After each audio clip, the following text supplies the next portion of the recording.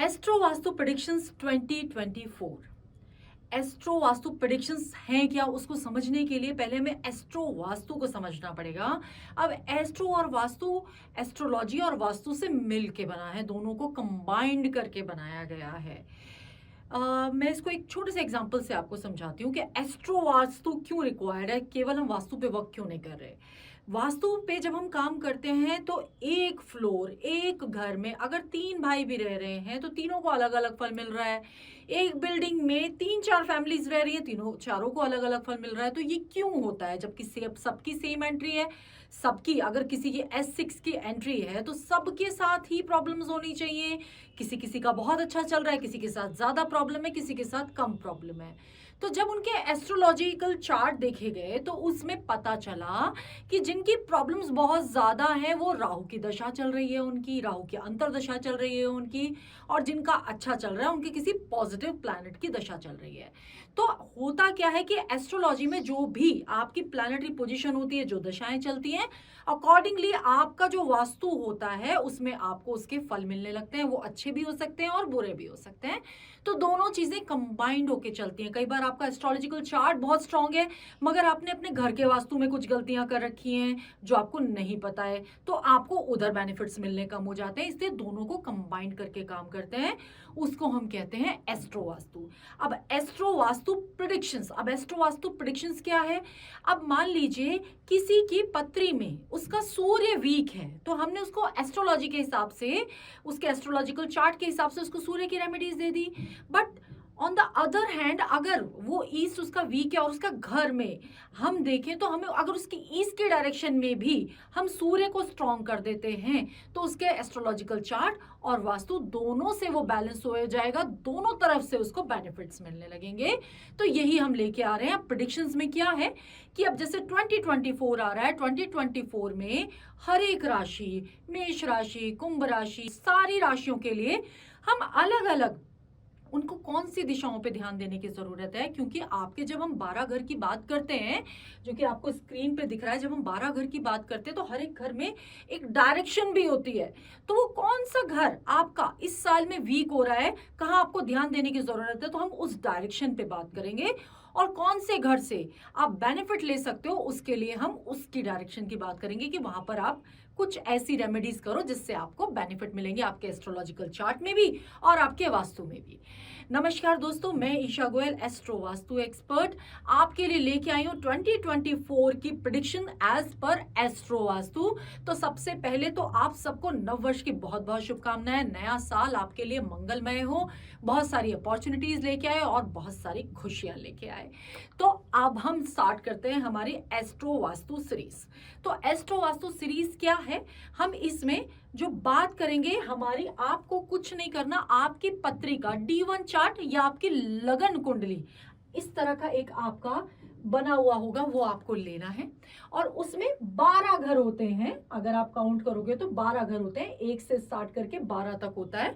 तो इन 12 घरों में सबसे पहले वाला घर, जो मैं आपको समझाने के लिए मैंने हाईलाइट किया हुआ है कि जो पहला घर है उसमें जो राशि, जो नंबर लिखा हुआ है वो आपको सिर्फ फॉलो करना है। जैसे 1 नंबर अगर यहाँ लिखा हुआ है तो मैं आपको बताऊंगी 1 नंबर राशि मेष या एरीज, उसको आप फॉलो करोगे।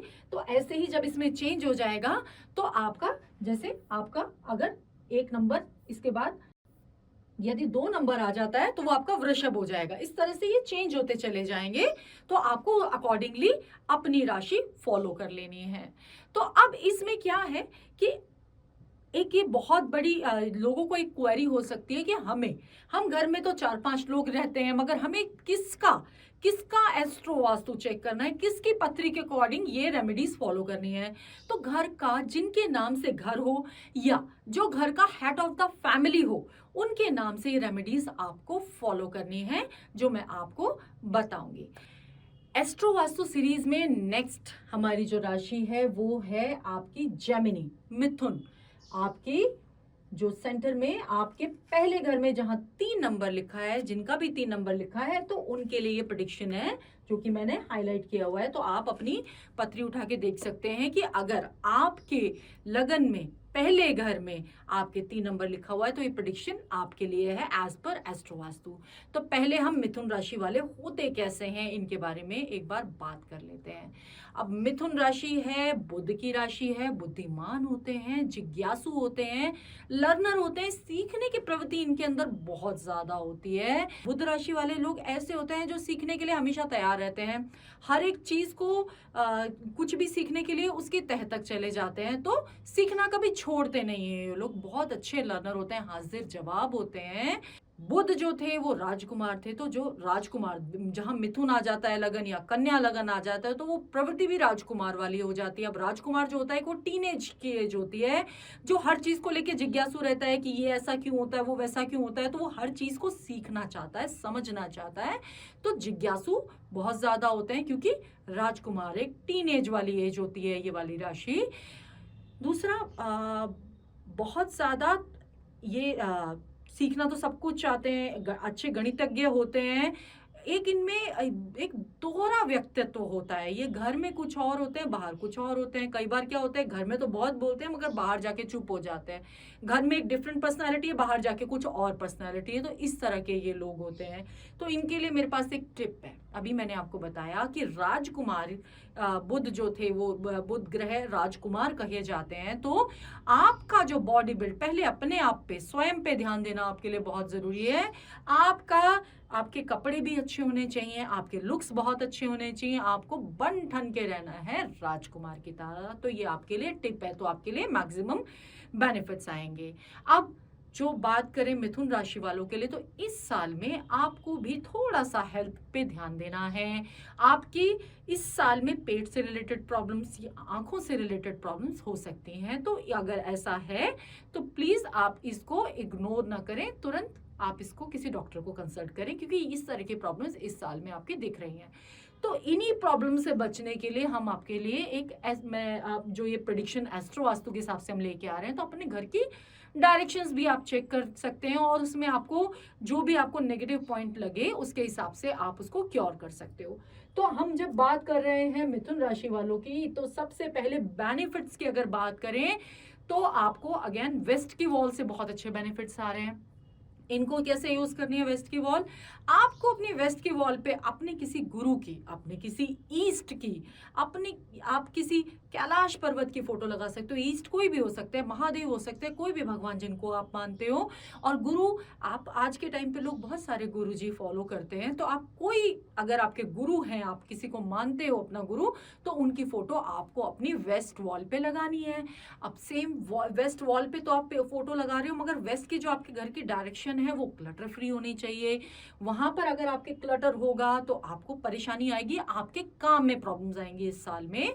तो वेस्ट की वॉल पे कोई आयरन ना हो, कोई स्क्रैप ना हो, कोई बहुत ज्यादा हैवी ऐसी चीजें जो बहुत लंबे टाइम से पड़ी हुई हैं, तो उनको आपको हटाना है अपनी वेस्ट की वॉल से। इसके बाद आपकी जो आ जाती है, आपको अपने घर का सेंटर, अपने घर का सेंटर का तो बहुत ध्यान रखना है। इस बार आपका सेंटर खाली होना चाहिए, आपके सेंटर में रोशनी जरूर होनी चाहिए। अगर आपके घर के सेंटर में जो आपका एनर्जी पॉइंट है, अगर वहां पर आपका कोई भी टॉयलेट या किचन बनी हुई है तो नहीं होनी चाहिए, कोई वॉल या बीम है तो बिल्कुल नहीं होना चाहिए।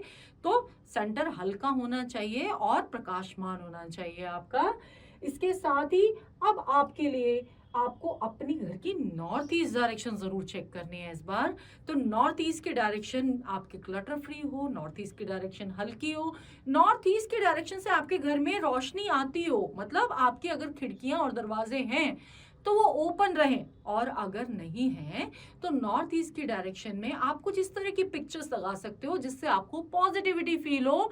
जैसे कि आप कोई वाटरफॉल की पिक्चर लगा सकते हो। आप नॉर्थ ईस्ट की डायरेक्शन में आपका कोई और भी नहीं कुछ तो आप एक घड़ी लगा सकते हो, वो आपके लिए बहुत अच्छा बेनिफिट लेके आएगी। वेस्ट की वॉल पे भी आप अपना एक वो लक्ष्मी जी विष्णु जी वाला स्वरूप लगा सकते हो, क्षीर सागर वाला, वो आपके लिए बहुत अच्छा बेनिफिट लेके आएगा। अगर आपके कोई गुरु जी नहीं है तो ये आपके लिए एक सजेशन है। तो नॉर्थ ईस्ट की वॉल पे आपके घर में घड़ी हो सकती है, पेंडुलम वाली घड़ी हो सकती है, तो वो आपके लिए बेनिफिट्स लेके आएगी। अब आपको ध्यान देना है अपना नॉर्थ पे। नॉर्थ आपका हल्का होना चाहिए। नॉर्थ में अगर आपने कोई रेड कलर लगाया हुआ है या नॉर्थ आपने हैवी किया हुआ है और आपके घर का नॉर्थ बंद है, क्लटर भरा हुआ है, तो वो नहीं होना चाहिए, उसको खाली कर लीजिए। नहीं तो इस साल में आपको प्रॉब्लम्स आएंगी इस डायरेक्शन से। तो इसलिए आपको इन सब डायरेक्शंस पे ध्यान देना है। तो पॉजिटिव डायरेक्शंस आपकी वेस्ट वॉल पे आपकी पॉजिटिविटी, आप उसको पॉजिटिव सेंस में यूज कर सकते हो बेनिफिट्स क्रिएट करने के लिए। आपके घर के सेंटर को आप बेनिफिट क्रिएट करने के लिए यूज कर सकते हो। आप अपना आपकी नॉर्थ ईस्ट के डायरेक्शन में आपको ध्यान देना है और आपको अपनी ईस्ट की डायरेक्शन, आपका जो ईस्ट है उसको थोड़ा सा, क्योंकि कुछ बीमारियों का भी आ रहा है, तो आपको ईस्ट की डायरेक्शन, मतलब आपको अपनी ईस्ट की डायरेक्शन पे कोई एक सनराइज पिक्चर लगा लीजिए, या ईस्ट की डायरेक्शन में अगर आपकी खिड़कियां और दरवाजे हैं तो कोशिश कीजिए कि ईस्ट की एनर्जी को घर के अंदर आने दीजिए, वो आपके लिए बेनिफिट्स लेके आएगी। तो मैं ईशा गोयल बिल्ड असली विदिशा में आपका स्वागत करती हूँ। अगर आपने हमारे चैनल को अभी तक सब्सक्राइब नहीं किया है तो प्लीज कर लीजिए। हम आपके लिए बड़े इंटरेस्टिंग और नए नए टॉपिक्स लेके आते रहेंगे। और वीडियो आपको कैसी लगी ये कमेंट बॉक्स में कमेंट करके जरूर बताइए। Thank you.